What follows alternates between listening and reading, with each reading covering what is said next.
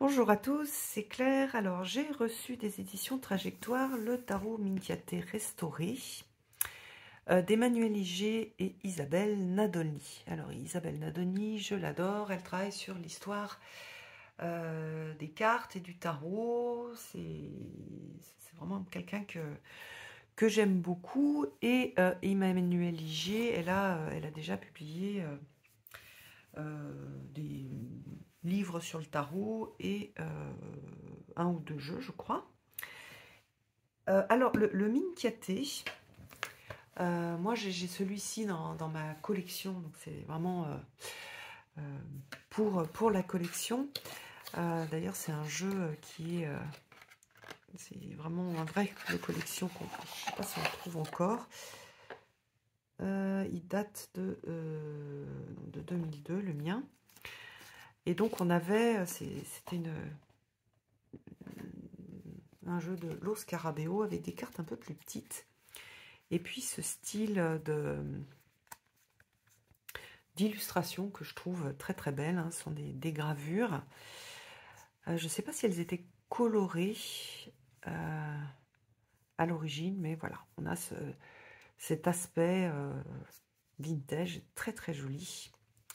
Alors c'est un jeu un peu particulier, hein, on dit tarot, mais il n'a pas la structure d'un tarot classique. Qu'est-ce qu'il y avait noté là? Les Minchiaté qui virent le jour à Florence en Italie résultent d'un atout de 19 cartes, d'un ajout pardon, de 19 cartes au jeu de tarot normal de 78 cartes. Voilà, les deux jeux sont similaires, mais les Minchiaté ont 41 triomphes au lieu de 22. Leur inventeur anonyme y ajouta en effet les 12 signes du zodiaque, les 4 éléments, les 3 vertus théologales, donc chrétiennes, et la 4e vertu cardinale, la prudence, en éliminant une carte sur les 4 du groupe Pape-Papesse, empereur, impératrice. Donc voilà, c'est une... Comment dire? C'est une modification du tarot. Alors, donc on a une boîte qui est très belle. J'aime bien les boîtes aussi Enfin aussi, parce que je viens juste de tourner la présentation du tarot des chouettes et des hiboux. Donc des éditions Trajectoire. Donc qu'est-ce qu'il y a derrière? Plongé dans l'histoire oubliée du tarot italien avec le Minchiaté, un jeu mystérieux de 97 cartes qui possède une remarquable particularité. Donc c'est ce qu'on a vu, 41 arcanes majeures. Véritable chaînon manquant de l'histoire du tarot, il offre une toute nouvelle dimension à la lecture des cartes, enrichissant précieusement le vocabulaire des tirages et replaçant chaque arcane dans un contexte historique précis. Donc là, c'est ce que je vous ai dit tout à l'heure.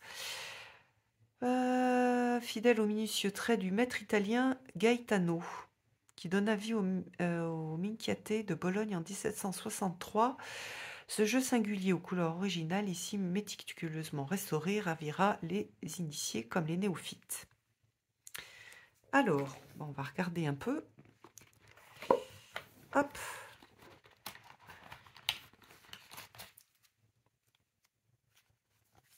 Alors donc on a, j'ai l'impression que on a aussi des plus petites cartes, comme dans ma version. Hop, je vais la ressortir.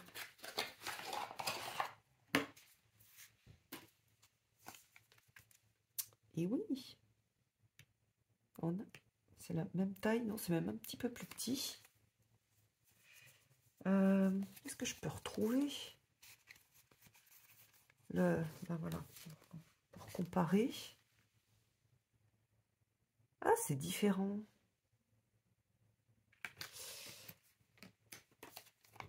Celui-là, c'est le Minchiaté Florentines. Les Minchiaté. Ah, c'est pas le même. Ah ben ça, je savais pas. Alors, on va regarder le livre.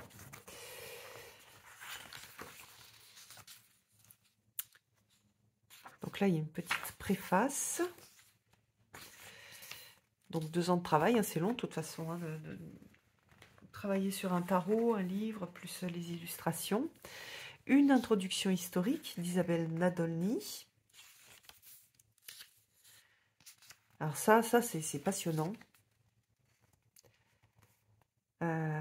C'est passionnant. Regardez. Ah, le soleil. Ça, c'est le Minchiate Gaetano. D'accord. Donc celui-ci, c'est le Minchiate Gaetano. Le soleil, carte originale du jeu. Et carte restaurée. Ok. Donc ça permet de voir le jeu tel qu'il était quand il est sorti, sans le vieillissement des années. Donc voilà, ça c'est la présentation. Après on a le battleur avec la... Donc ça doit être la partie... Ça doit être la partie d'Isabelle Nadolny. Et ça, c'est la partie interprétation d'Emmanuel Iger. Donc à chaque fois, on a voilà, l'escamoteur, par exemple.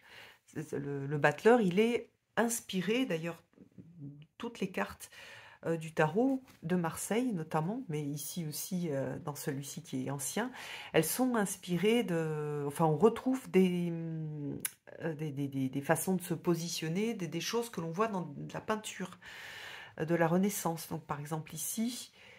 là, on est à la fin du Moyen-Âge. Hein. Escamoteur, plus ancienne représentation connue d'escamoteur à ce jour. Donc, c'est vrai que notre battleur, c'est un escamoteur. C'est celui qui fait des petits tours sur une table.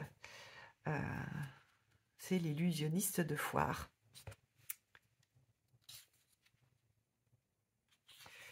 Avec une petite suggestion, signification, avec des mots-clés, ça j'aime bien, en positif, en négatif et en conseil. Super sympa. Alors après, les titres ne sont pas tous les mêmes. Hein. Donc là, on va avoir l'empereur et l'impératrice d'Orient. Donc, elle n'existe que dans le Minchiate. Et parfois, on a l'empereur d'Orient. Mais ici, ils ont bien gardé l'impératrice. Nous avons dit dans l'explication, c'était des princesses sans pouvoir. Mais celle-ci nous montre qu'il y a des exceptions. Il y a eu des grandes souveraines. Par exemple, Irène de Byzance. C'est hyper intéressant. La partie historique est passionnante. J'adore. Ah, j'adore. Après, il y a l'interprétation. Ça, c'est plus classique, mais bien fait. Mais à chaque fois... c'est vraiment magnifique avec Là, c'est la représentation de l'amour courtois. Celle-ci, on la voit souvent, hein, cette petite enluminure avec Lancelot et Guenièvre. Très sympa. La tempérance. Oh, j'adore. La force. Donc, vous voyez, on n'a pas du tout... C'est complètement déstabilisant. On ne va pas du tout avoir la même numérotation. Ni la même position, enfin donc la même position des cartes et les mêmes titres. La roue de fortune, c'est bon. Le chariot, il est en 10. Le bossu avec le temps en 11. Le pendu, cette partie, elle est pour les gens qui aiment l'histoire, pour les passionnés du tarot. Vraiment, je vous recommande parce que c'est un petit... c'est hyper enthousiasmant. Ah, j'aime beaucoup. Je lis rapidement. La prudence est la première des vertus cardinales. En effet, quand saint Thomas d'Aquin classifia les vertus dans sa somme théologique, il écrivit que pour unifier l'action de l'homme, il fallait en premier une vertu régulatrice générale.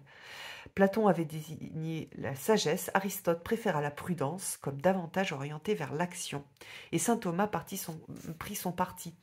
La prudence sous la plume de ces auteurs ne désigne pas du tout la réserve craintive qui retient le geste, sens que l'on aurait tendance à préférer aujourd'hui. Elle est la capacité à utiliser la raison avant d'agir et de prendre les bonnes décisions, jusque dans les situations les plus extrêmes. Elle est donc vertu morale, car elle guide les actions dans la conduite de la vie, mais aussi vertu intellectuelle, car toujours selon saint Thomas, elle a son siège dans l'intelligence pratique. C'est peut-être pour cette raison qu'elle ne figure pas toujours auprès des 3 autres vertus cardinales dont nous avons parlé, car elle est d'une nature un peu différente. Hyper intéressant. Merci Isabelle. La charité. Donc après, on a le feu avec la salamandre, l'eau. Il y a des illustrations aussi qui sont très chouettes. L'air, la Vierge, le Scorpion, donc là les signes du zodiaque. Et à chaque fois, donc pour ces nouvelles cartes, par exemple ici le Capricorne, on a la signification de la carte, donc la petite l'explication et les significations avec les mots-clés en positif, en négatif et en conseil. Du coup, elle a rendu, en fait, Isabelle Igier, elle a rendu ce jeu un petit peu indigeste, qui a énormément de cartes, en un jeu beaucoup plus facile d'utilisation. Alors après, donc les cartes, les numérales,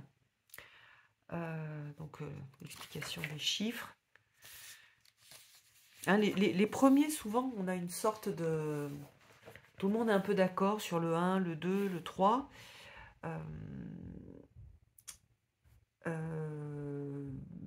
Le 4. Après, plus on avance, plus... Alors, soit on se base sur la Kabbale, soit on se base sur Pythagore. Donc, on a des choses un peu différentes. Hein. C'est normal si vous ne trouvez pas tout à fait les mêmes choses en fonction des guides.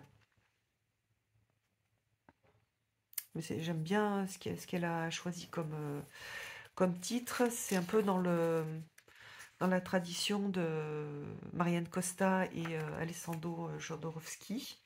Elle a repris cette tradition. Après, donc, on a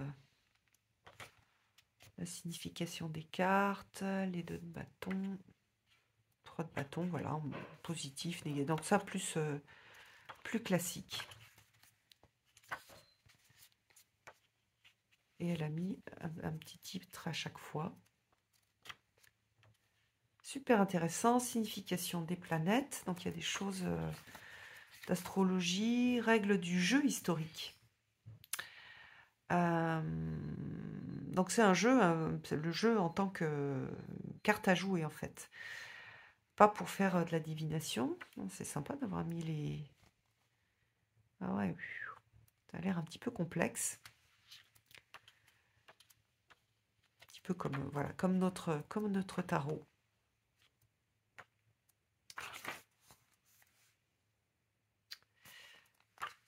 Eh bien.